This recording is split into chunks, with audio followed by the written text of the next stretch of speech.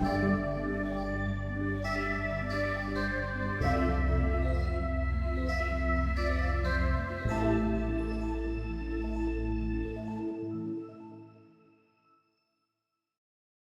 hello. The AI overlords ran the countdown for us, so we are here. This is episode number 52 of Biweeklycast. Hosts are still the same. I'm Dima. I'm Slava, and today we are going to talk about needs analysis, unless there is a follow-up.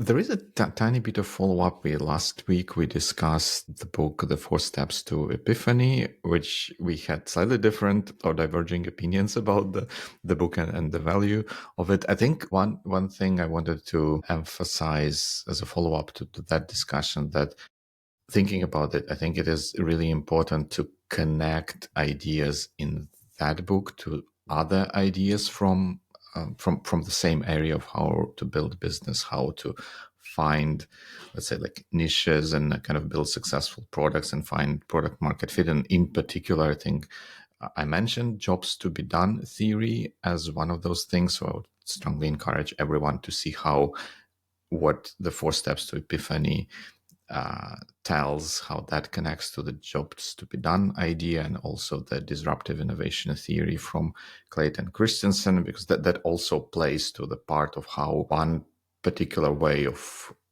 finding product market fit can come about. So at any rate, like keep exploring, like with every idea. I think it holds true, and likewise it holds true here as well. That's fair. I was having a conversation with my friend Artem the other day, and he told that he still recommends some older books, like 7 Habits of Highly Effective People by Covey and some others. And he was wondering why people don't get the results that he gets after reading those books. And one of the ideas that we had, that basically you have to process them and then you digest them and then you combine them with some other methods, and you don't use purely one method, you use a combination of different ones. Like in your case, it's CASDEF, jobs to be done, something else, product market fit, and all these things live together, and only together they start making sense. And it's kind of hard to say that there is a single framework or tool that does all the job or is even described properly. Sometimes you have to live through it, get some explanations. And it's going to be exactly the same thing with the thing that we're going to discuss today, because I think that the way it was described in the article and the way I perceive it are slightly different. And people like my explanation more because it's based on some examples and actual cases. So summing it up, I think that books are definitely worth reading and frameworks are worth exploring to get the context, but you still hold the responsibility to process them and to see if they're applicable or not. Right. Like they say, the beauty is in the eyes of the beholder. Like here is the value is in the mind of the reader or something like that. Like you do need to put in the kind of effort to extract that value. Mm-hmm. So true. So we have a topic, but traditionally we have this. I wanted to come up with a nice segue, and I feel like I'm failing there. But we do have the theme corner, which is our new/old tradition, and I think you were working towards Winter of Nucleus and Autumn of Nucleus. Everything. It was Autumn of Nucleus, and the winter turned out to be Winter of Nucleus as well. So my year is still the same. My triennial is still the same. So no updates there.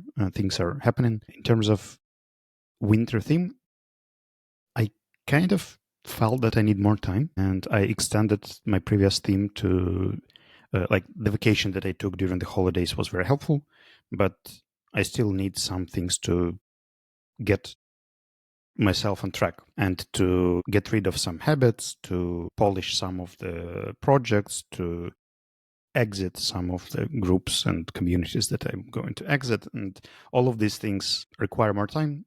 And instead of creating a new theme, I thought, I might as well prolong this one if it still makes sense, if it's still my focus for the next few months. Why not? Why should I create something new? So basically, my Autumn of Nucleus just followed up or evolved into the winter, and we'll see how it goes. Any particular highlights? What specifically prompted you to think of extending? Did you feel like you have not gone where you wanted to go? I performed quite well in terms of delegating some of my work stuff, and I didn't do that well in the social aspects with some military training activities and other corporate responsibility stuff that we do. And I thought that I probably shouldn't move on before it gets more clear. The idea of Nucleus was to get to the core of things and get to focus on things that are the most impactful and have the biggest potential. And I haven't gotten rid of all less potential and not so important and not so impactful things. My list is still long. Like there were 12 projects I wanted to cut, and I cut only 7 out of 12. So Still huge progress. I mean, it is, but I thought like, is it enough? Like, should I stop here? Like, I definitely shouldn't. If I choose another theme, I probably won't progress as well as I did in autumn. So here we are. So then good luck with further nucleation, I guess. Well, that was the theme corner. And now we can actually get to the topic of this episode, which is going to be about needs analysis. And I can't really recall how we landed there during our conversation around the book. I think if I recall correctly, it was you said that there are some connections or similarities to this needs analysis thing, and now I realize that I maybe perceive this thing slightly differently just by the title of it, because there can be two ways to interpret towards needs analysis, right? It's analysis of needs, or that something needs analysis. And I'm not sure which one I was going with, and I'm not too sure which one you had in mind, but I guess we are going to explore that. Well, we'll definitely find out. Now, thinking about the previous episode, I remember that we were talking a lot about talking to customers and getting the feel what they really need versus what they say they need. And this is where I remembered that we got a request to run a workshop for one L&D team on kickoff meetings. Like when somebody comes for the first time and says like, guys, we need some kind of training. And they ask these people questions. They try to clarify what kind of results they expect, the formats, people, timelines, and all these sort of things.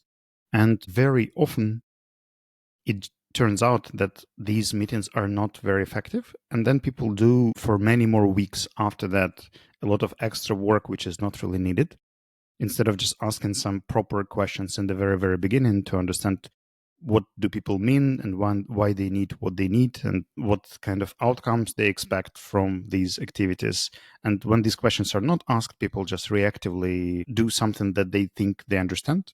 Mm-hmm. And they don't really they aren't happy at the end. Like something is not working for them. And for that presentation, I was looking for a framework because, Ukrainian people just like some abbreviations, frameworks, or diagrams that explain difficult concepts. Because if it's just a philosophy or like you have to ask these 120 questions, like I'd rather not. Can you give me a 5-step thing, whatever this thing is? Which brought me to this concept of result chain.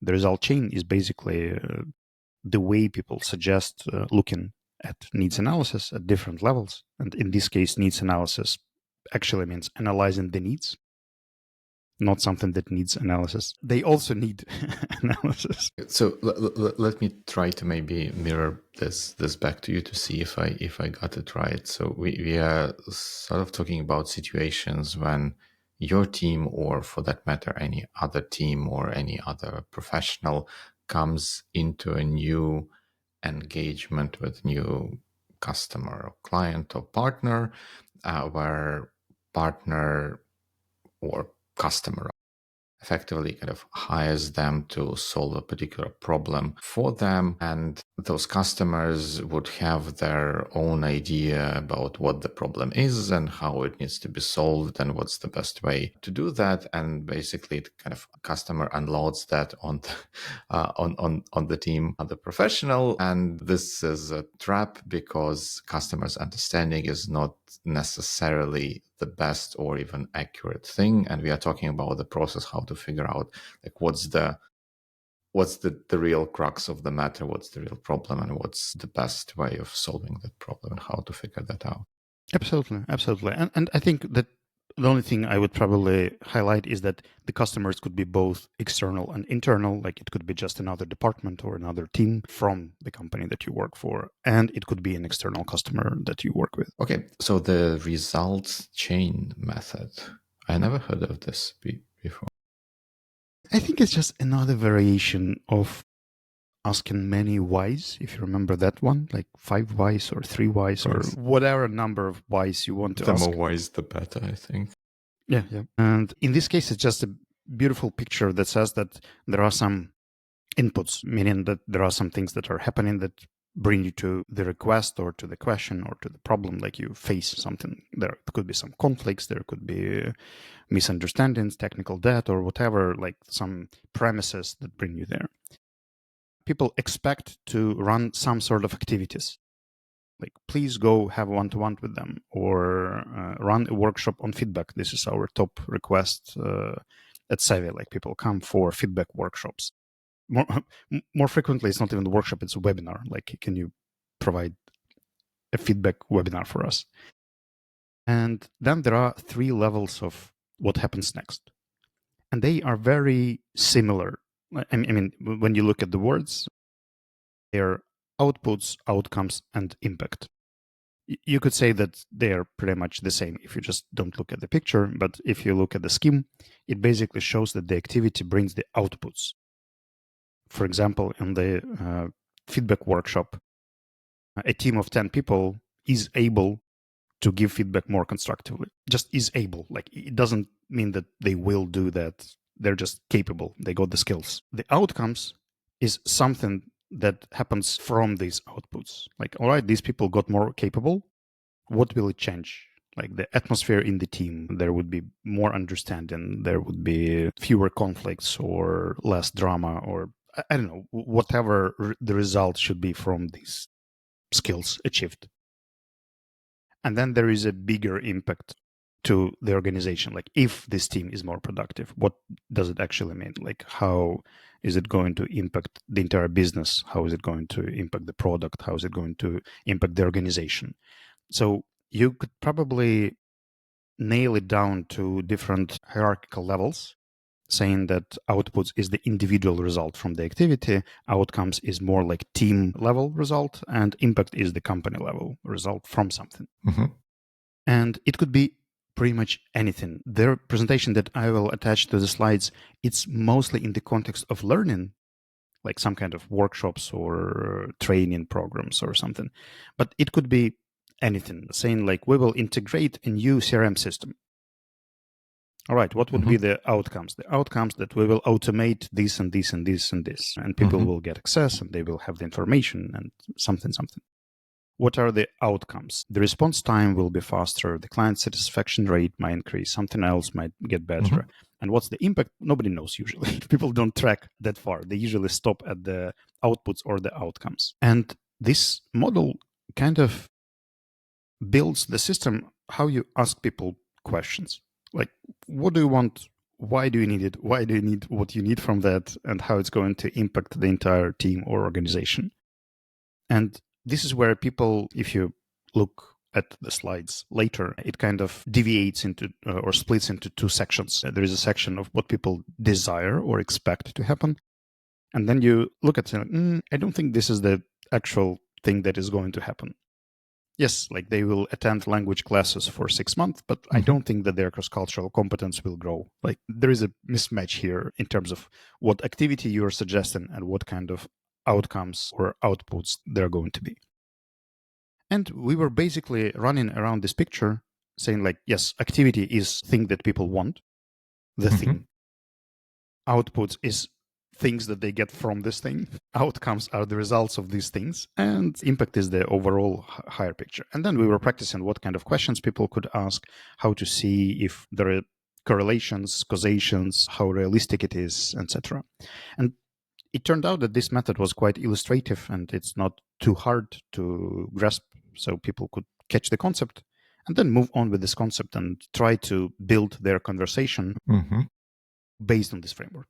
Let's put it this way. And I would ask you again to mirror what you understood from my long explanation, because I'm not very good at lecturing or explaining concepts. Yeah, this is good. I think that this is, in this particular instance, there is a challenge with the podcasting format that there is a visual which does help a lot, even though initially I was ever so slightly confused about the visual where it says we have the process, or the mental model there is that there are 5 interconnected sort of things, ones that are inputs that are immediate requests, I guess, right? That come from people, that lead to activities based on those requests. Those activities produce some sort of output, like tangible something. This is the way I understand it. Like something happened, the book was written, document was shared, people attended class and passed the test, or something like that. We then expect these outputs to kind of aggregate to specific outcomes that mark the sort of internal kind of change in behavior or change in some characteristics, but observed internally, which then is expected to translate into impact that would be something that's visible outside of that kind of entity where the activity was performed. And all of those in the visual, all of those 5 things are connected. So they almost form like 5 layers, and each of the layers is connected by 2 bidirectional connection to the neighboring layers. Basically, you could say it's a staircase or Right, ladder. right. Yeah, what was a little bit confusing for me initially, me being me, or just in general, people tend to read stuff top to bottom, left to right. It starts the diagram that way. It starts with impact, but the actual start and the way you described it was starting with input, which is bottom right, and it took me a while to figure that out. Yeah, but you basically got it right. And if we simplify that with another example, just to nail it down, people who send an agenda and invite people to the meeting, this is an input. The actual meeting itself is the activity. The follow up after the meeting is the output. What happens from this follow up, like what the actions would be the outcomes, and whether it fixes or doesn't fix the problem that was initially had to be fixed would be the impact of this meeting.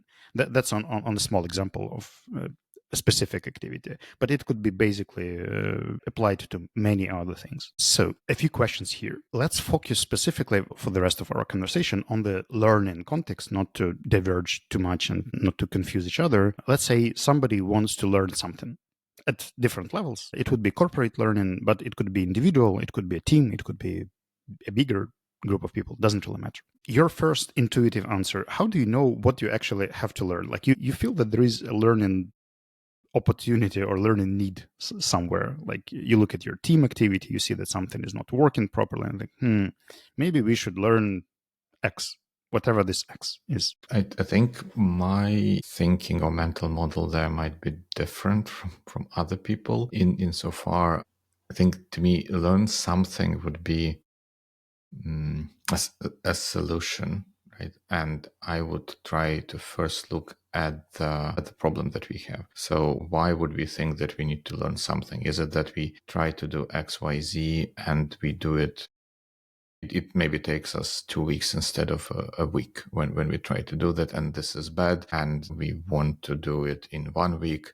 How do we get there? And one of the answers could be to learn to do something differently or better or whatever it might be. And this is how I would arrive, hopefully, at the idea of I need to learn something. And this is basically what we normally get from our customers, because some, let's say, CTOs or architects or someone else see that something is not working. Like they come to the meeting, they don't like something they see on the meeting, and they have an assumption that it could be fixed if the team could have better active listening skills, could explain better, would be more convincing, or multiple things could be the assumptions. And usually it's a combination of things. Like you think this team could really use some conflict resolution skills and better understanding of jobs to be done framework to get this resolved. Because I would apply these things during this conversation. They didn't. That's why my first assumption is that they really needed to move on. There are usually plenty of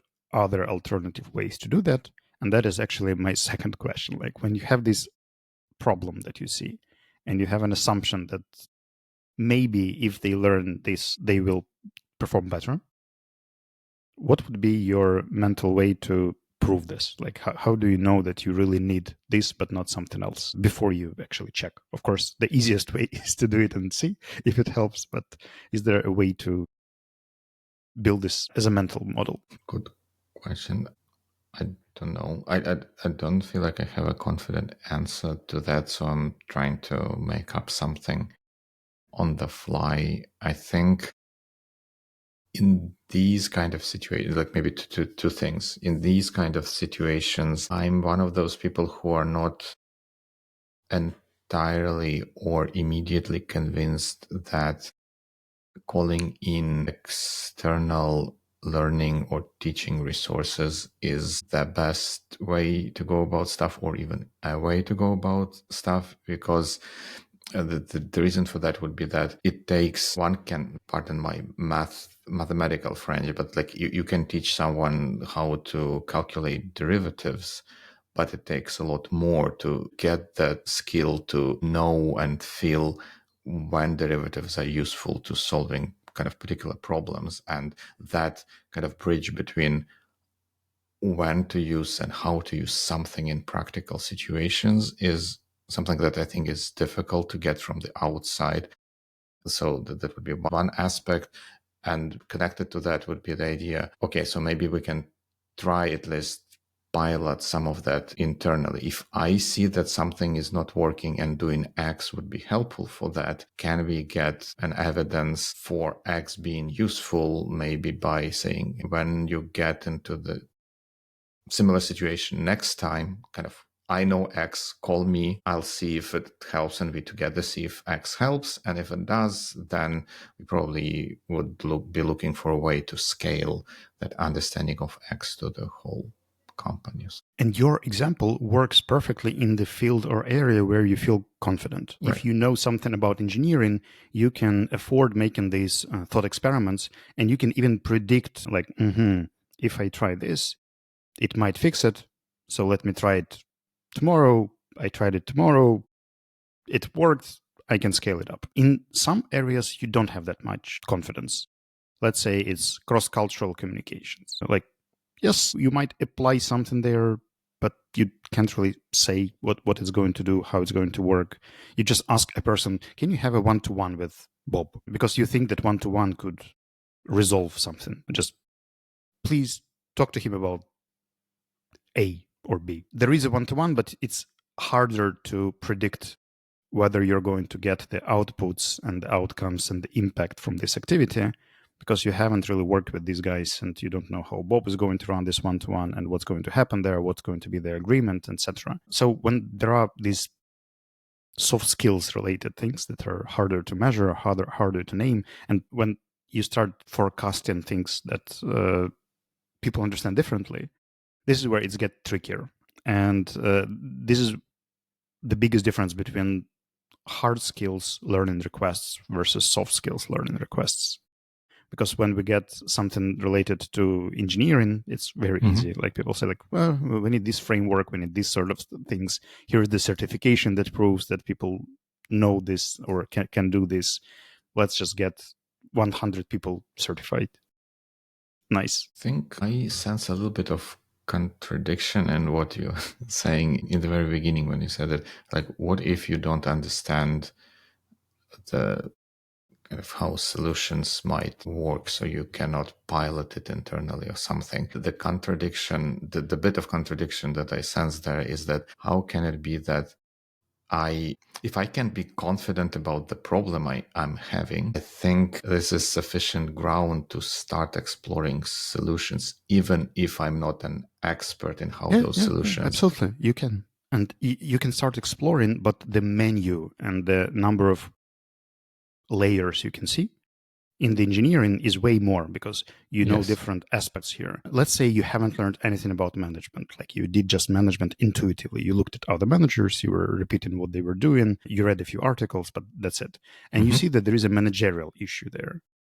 Management is not your core expertise. Engineering is your core expertise. And you can see that there is a managerial level issue. There's something is not working there. Yes, you can see, you're experienced enough to see that there is an issue, and you probably even know how you would fix it.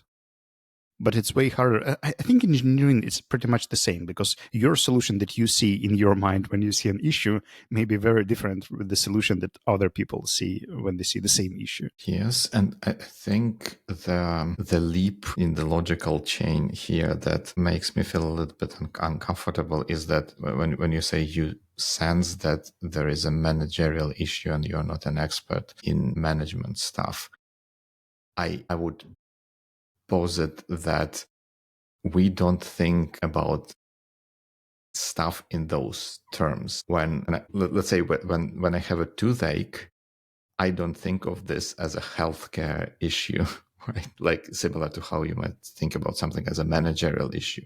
I think about very specific problem that I need to solve. Like this particular tooth aches when I drink cold or something, like cold drinks or something along those lines. And I work towards solving that problem. It takes certain kind of logical constructions to frame it as a healthcare issue or something. Basically, just to take your example, there is a toothache and then there is just feeling bad. And the difference here is that with the toothache, you can identify what's going wrong. Like you can say, like, this tooth hurts, it hurts here, it hurts when I push it. When you're just not feeling well, like a bit of headache, slightly high temperature, not really runny nose, but slight coughing and something else. It's a combination of things. And it's still kind of a health issue. You don't say it's a healthcare issue. You just say, like, I'm not feeling good. And it's harder to identify the reason because, like, yeah, I might just caught a cold. It could be the flu. It could be something else. Like, there are multiple. And this is where you basically come to the doctor and say, like, I've been trying to solve it by myself for 3 days. Things are just getting worse. Please tell me what's going on. So when I was mentioning managerial issue, I didn't mean surgery level. I meant just a doctor's advice on not feeling well and you don't know why or how it happened. The same thing happens on the more complex system when you see that a team is not performing effectively. And it could be multiple factors, not just the problem with one person who doesn't do something right, but like there are some miscommunications happening, deadlines are failing, the meetings are slightly ineffective, something else is not working. And you can see, like with the disease, you can see the name of the high temperature and runny nose and fever. I probably should have slept more. Not syndrome. We'll have to cut this thinking time. Was it with high temperature? Like I think this kind of. I think symptoms. Let's stick to the word symptoms. Like you can see the symptoms of something, but you can't really identify this something. Right. So there are symptoms of ineffective management. Something is not happening. Like you agree about something, it doesn't happen. Like, or it doesn't happen when it should happen, or it doesn't happen with the quality it should happen. And why it's not happening? Because of an individual failure, because of lack of communication, because of some managerial incompetence, or just people don't do something that you would do. And if they start doing that, your first thought, like, you just need a task manager, guys. Just go to the task manager, write it down, write the definition of done, let everyone look at this, approve it, and then move on. There will be a deadline, there will be everything. Task manager should solve all your issues. And then these managers comes and says, like, we need a workshop on Jira. Like, people should learn how to use Jira, how to write tickets, how to arrange their projects, and how to navigate through this task management thing, because they didn't before. Like, they were using something else or not using anything. I'm not entirely sure trying to get to this, because I think that rises a red flag for me, in a sense that we are talking about a manager who thinks that there are challenges for their team and they're not willing or capable of putting effort into resolving that. I'd say that we need to fire that manager and find a better manager for that team. It's just a little bit incongruous. Like the problem and the solution for me is a little bit incongruous in that situation. And that probably means that I'm missing something. Let me give you another example. One of the freshest requests that we got, let's say maybe it was December 2024, a team member, we're not going to name the position, but just a person says that we have some team issues. They're tired, they're exhausted, there are conflicts, they're not meeting deadlines. We want to force them into a workshop for 1 day. And by the end of the workshop, they should be motivated, they should resolve their conflicts, and they should move on with aligned goals and better understanding of each other. Mm-hmm. Like, no, that's not like That's wish that's casting. impossible. Like, given the inputs and the activity that you suggest, you will never get the outputs that you want. Like, it just doesn't work that way. Like, I think we're in agreement on that one. And how come that these people thought of a workshop as a solution to this issue? They face a complicated thing, like there is an emotional burnout, there are some probably personal issues happening, there are managerial mishaps from the top managers, middle managers that led to this situation. Mm-hmm. And instead of looking to the root and trying to understand like what actually caused all of this, moreover, it might be something external. It could be the war in Ukraine that caused this thing, or something else that like led to this sort of things. But people are usually trying to find a silver bullet, like something that could just in one step, in one day, in one short thing, mm-hmm. by a shortcut, fix the issue. And this wishful thinking actually hurts. And this is what we see with many, many, many learning requests, when people think that if only they learn this specific thing, or if only they start doing X, like all the other things will automatically just unwind, resolve, and will feel better. Right.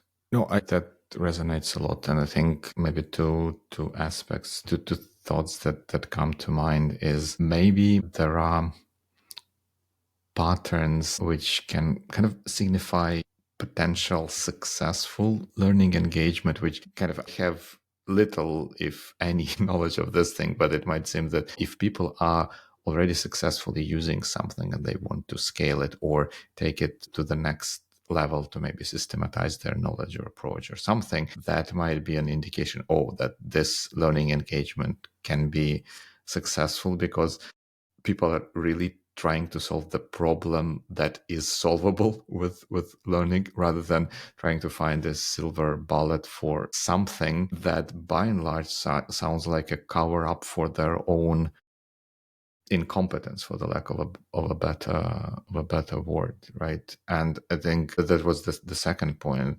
that it does sound that in some of the situations that you described, people are just trying to, people aren't happy with me or what I'm doing. Let me try to do something to at least have a pretense that we are going to fix it, without really thinking through if the proposed method is going to solve the problem, and or even fully exploring what the actual problem is.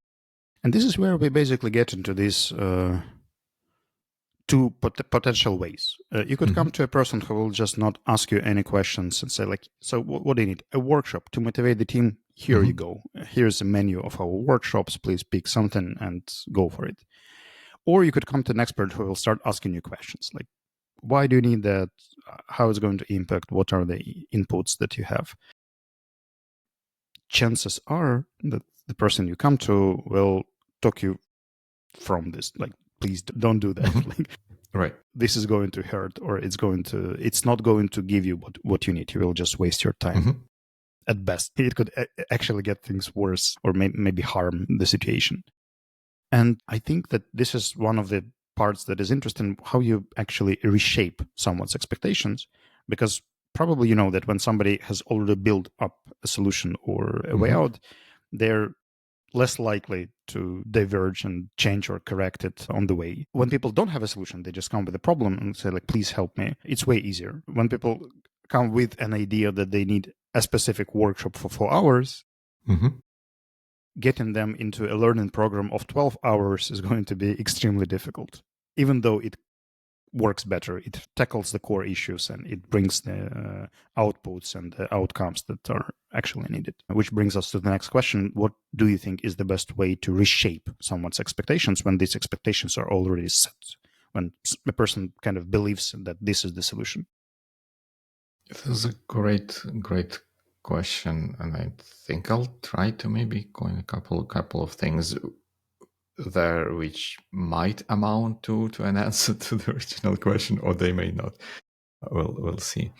I think First thing, this whole process kind of requires open-mindedness, ideally on both sides, because then it would be probably possible to reshape this into a thing where customers' expectations or needs will be addressed, and you as a service provider or whatever it might be, you get the business of that customer. So you kind of generate kind of revenue and value for your organization. That's the ideal sort of thing. If it's not possible, this probably would mean that we might not rely on the other party to be open-minded. So it lives for us to be open-minded, and I think we should do our fair share and best effort of trying to, I don't want to use the word persuade, but maybe to open up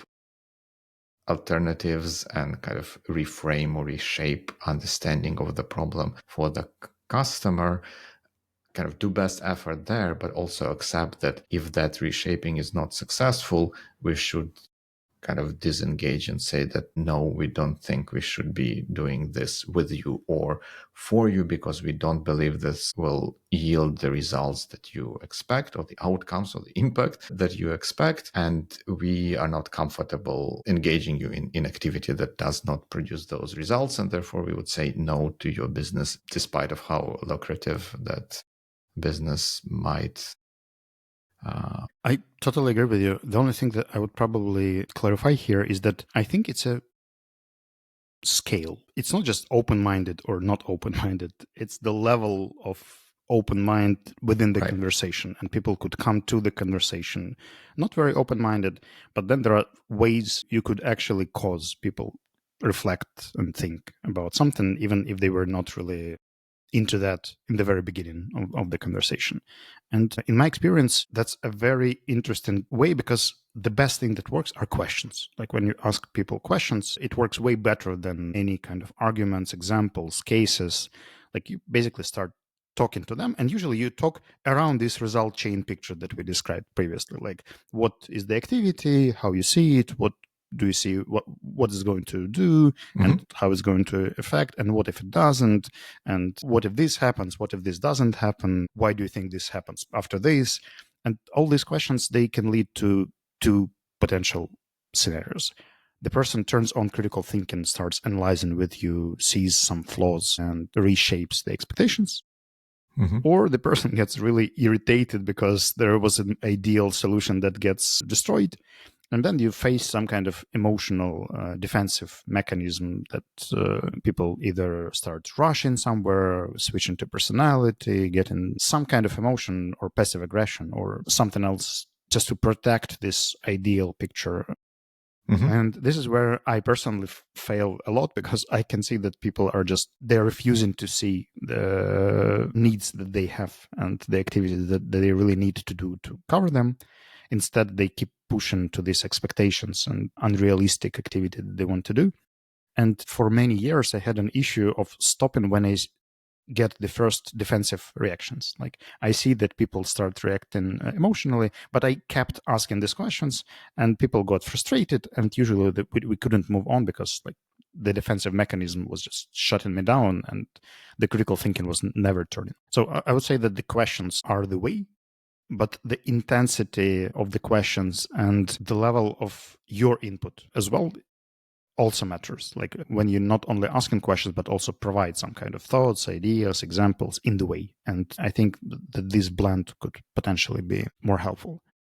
But then it brings us to the last question that I wrote in our notes. Like we have these two. Yeah. Before we go into that, like, may I add something? I think that rings so true. Like +1, +100 to questions. Like don't jump to conclusions kind of too fast. Like always, I think that always worked for me. Kind of aspire to learn more about the situation, to get to understand the nuance, and that will be providing better service to your future partners and kind of be better for you for doing your business. But also that other part where people can get kind of defensive or emotional about, like, why are you asking these questions? Like, I already told you XYZ, we need to do it this way. Like, why are you wasting my time here?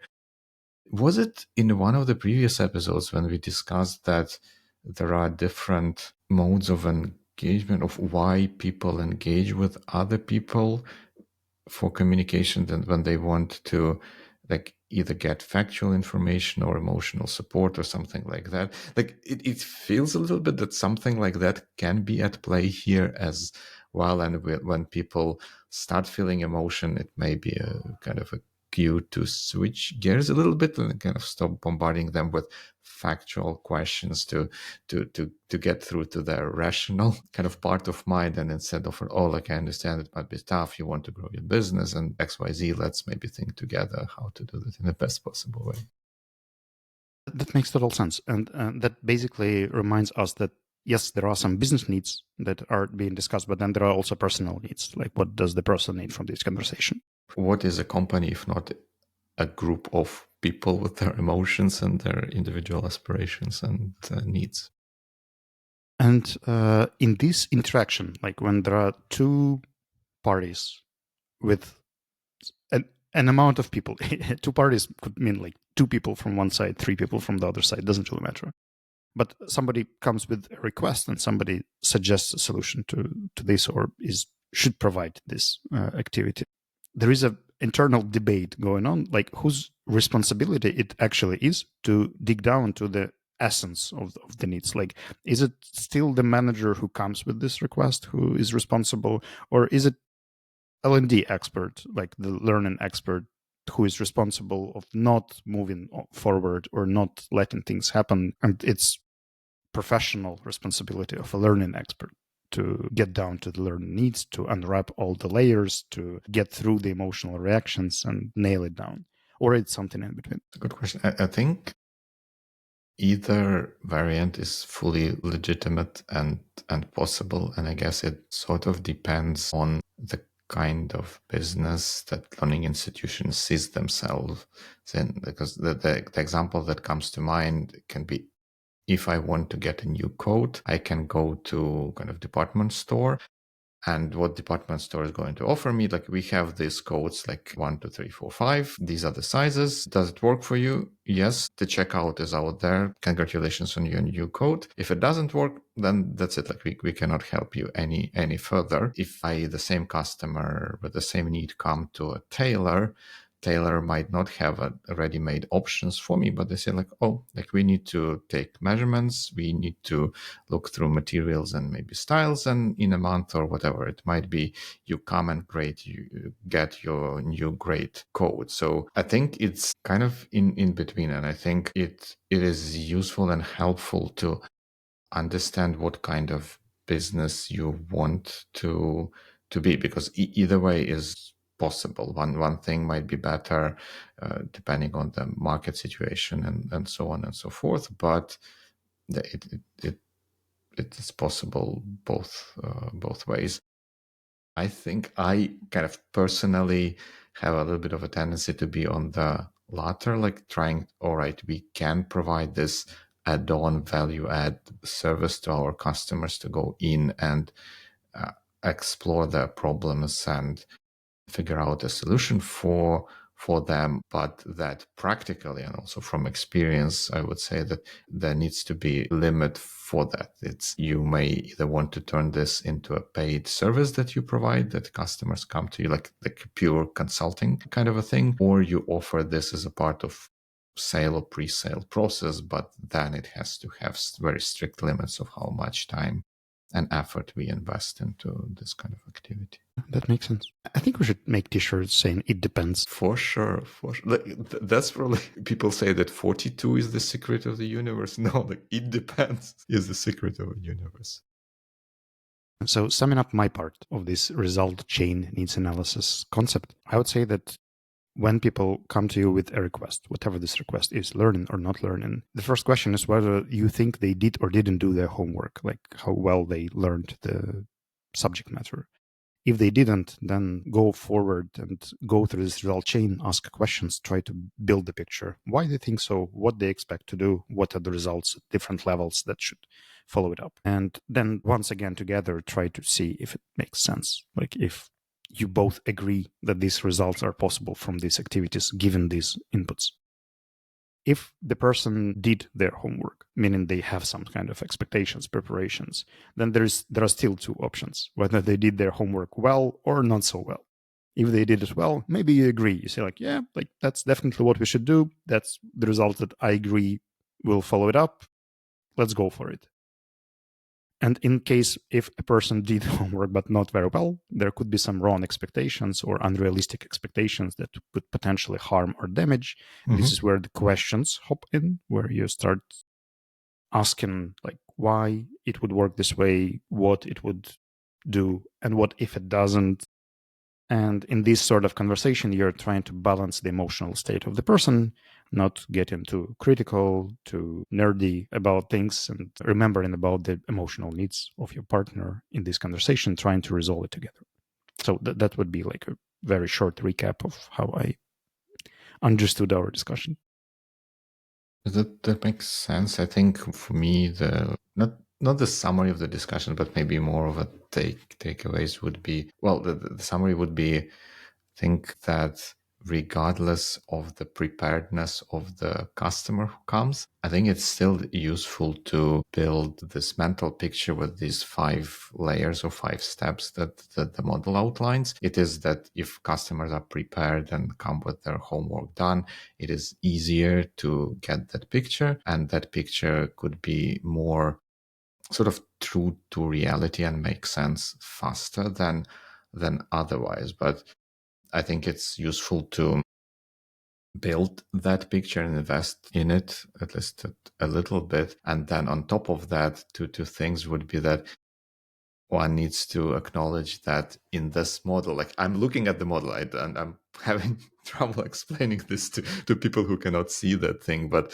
like if you look at 2 layers, let's say activities that produce outputs, it is possible that activity can produce different output, not the output we expect or think that it will produce. And likewise, the output can be produced by different activities. So there is navigating, going up and down this model. You can not to say derail, but change, go to different branches very, very quickly. And what's happening is you're trying to figure out what is the branch that makes the most sense for a particular situation. That's number one. And number two, that also opens a possibility that the branch that is most useful for a particular situation is not most favorable for you as a business. Like in the picture, in the slide I'm looking at, the top 3 layers of impact outcomes and outputs is called the results. And then the bottom 2 activities and inputs are the work. And typically the business is operating in a way that you get paid for the work. And it can be that for the results we outline,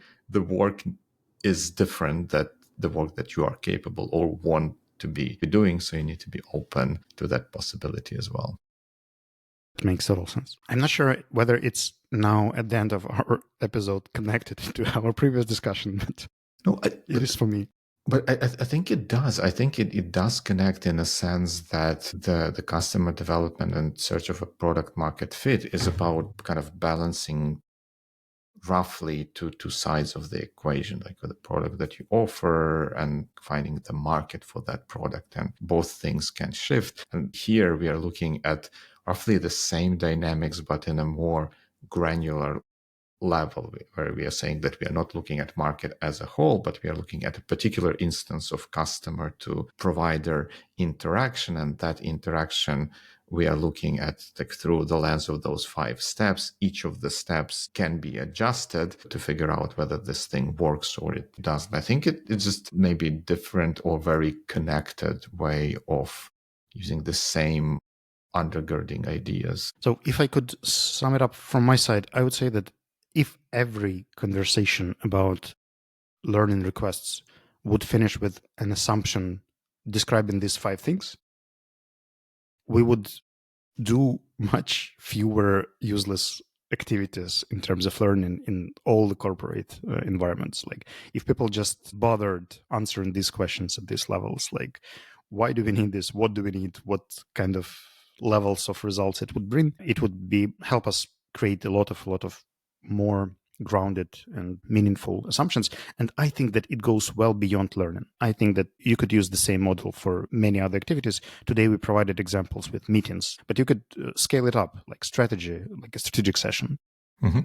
Quite a big activity, right? A lot of inputs and a lot of expected outcomes, outputs, impact, and everything.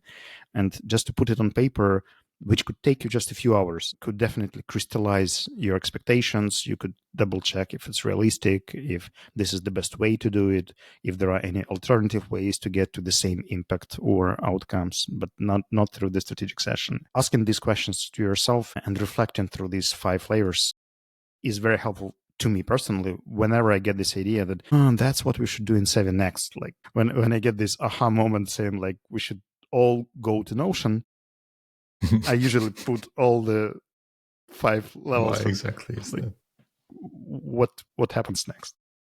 One thought that just came to my mind. You would remember that like we all make fun of those jokes where it says like 1 do something, 2 something else happens, then 3 dot dot dot and 4 profit. It kind of maps to this whole model as well, right? Because then you need to construct the chain of consequence that is believable and plausible and feasible. Otherwise you get in this dot dot dot profit, and at which point it just turns into wish casting, right? And if you, even for the things that you plan for yourself, if you can or like I want this impact, what's the outcome that's required for that, and you construct the chain, and then you can sit and honestly look at that, like, does this make sense? Do the connections there make sense? Because it's when we are thinking about abstract things, I will learn X and therefore I'm going to be more successful. It is easier to do in our mind's eye to see, oh no, definitely this is going to work. But if we start looking at the details, it's like, how do I transition from this to this here? It might not work, and then figure this stuff out. Yeah. And if you for some reason feel uncomfortable or you can't really judge if it's effective or realistic or not, then it's a good call to just ask for help. Talk to people who have done something similar to discuss it together. Yeah, It doesn't have to be only the provider of this service. It could be anyone with relevant experience. That's why I will probably close this episode by recommending Projector mentorship program for our Ukrainian speakers. I'm not sure whether you know any British ones, but it's basically a place to talk to experts for donations. You donate for Ukrainian army and they talk to you for an hour, and they have very different expertise. In 2024, I took around 30 mentorship sessions. Nice. And the year before, 20 something. It's always nice, like when you don't see the full, talk to people who probably could help you. And that's the best way around. Even if you disagree with them at the end, that's still fine. If this is such a powerful episode that we're having now, like if there is one more powerful thing to take away from this is talk to people. Like talking to people does help, not only in situations like this, but in general. Somehow there were certain things happening with me where I also kind of reiterated this thought for me. It was great that I talked to such and such about this thing. It kind of reassured me or like confirmed my thinking that it was super helpful. Talk to people for sure. Well, if you would like to talk to us, you could do it at YouTube in the comment section.